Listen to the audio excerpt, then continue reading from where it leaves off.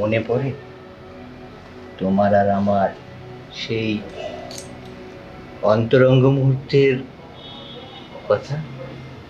সে তো অনেক আগের কথা।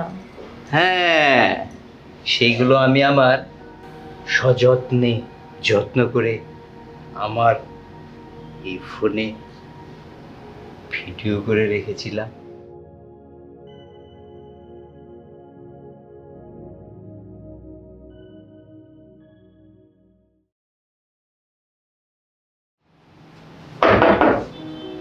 কে? আমি আমি কি? কেন চিনতে পারছো না? তুমি তুমি এখানে কি করে? কেন আমি ছাড়া কি অন্য কারো আসার কথা ছিল? না, এখানে তো আমি আর আমার হাজবেন্ড থাকি। আর তাছাড়া এখানে অন্য কেউ আসে না, তো সেজন্য একটু অবাক হলাম। তুমি কি আমাকে এখানে দাঁড় করে রেখে কথা বলবে নাকি ভিতরে আসতে বলবে? ও আচ্ছা, আসো আসো, ভিতরে আসো।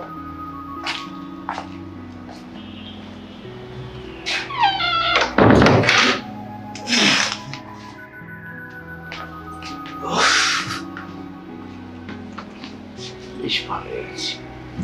তারপর বলো, কি অবস্থা, কেমন আছো তুমি? আমি তো ভালোই আছি। তুমিও তো দেখছি বেশ স্বামীর সংসার নিয়ে ভালোই আছো। তো কি মনে করে তুমি এতদিন পর আমার বাসায় আসলে? আর তোমার না আরো আগে আসার কথা ছিল? আসবে আসবে বলে আমি তোমার জন্য গত 2 বছর অপেক্ষা করেছি। অবশেষে দেখলাম তুমি আর আসলে না। তার থেকে এটাই আমার জীবন। রাখো তোমার আজগুবি গল্প। তুমি তো স্বামী সংসার নিয়ে খুব ভালোই আছো, আর আমার এই ছন্নছাড়া জীবন নিয়ে আমি কেমন আছি জানো?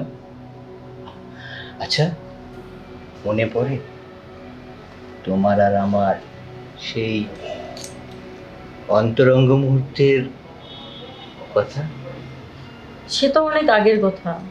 হ্যাঁ, সেইগুলো আমি আমার সযত্নে যত্ন করে আমার এই ফোনে ভিডিও করে রেখেছিলাম।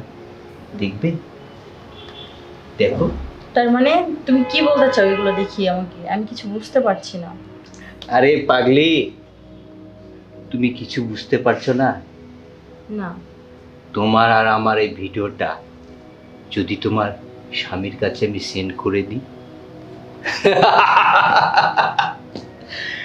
তুমি কি আমার তাহলে? সর্বনাশ করতে এখানে এসেছো? আরে পাগলি, সর্বনাশ কেন করব? আমার না শুধু 1,00,000 টাকার দরকার। আর ওই 1,00,000 টাকা হলে আমার সব দুঃখ মিটে যাবে। দেখো, প্লিজ তুমি এরকম করো না। আমার সংসার তুমি এভাবে নষ্ট করে দিও না। তোমার সংসার আমি নষ্ট করব না। শোনো, তোমার কাছে শুধু 1,00,000 টাকা চাই। তুমি যদি 1,00,000 টাকা আমাকে দাও, তাহলে এই ভিডিওগুলো এভাবেই থেকে যাবে। না হলে তোমার এই সুখের সংসার আমি তছনছ করে দেব। প্লিজ প্লিজ, তুমি এরকম করতে পারো না। তুমি আমার সংসার নষ্ট করতে পারো না, প্লিজ। রাখো। তুমি যদি আমার 1,00,000 টাকা না দাও, তাহলে আমি কিন্তু সব ফাঁস করে দেব। আমার কথাটা যেন মনে থাকে, আমি কিন্তু আবার আসবো, মনে রাখবে। টাকা যেন রেডি থাকে। কি যে করি এখন? ছি, নিজের প্রতি আমার নিজের ঘৃণা হচ্ছে।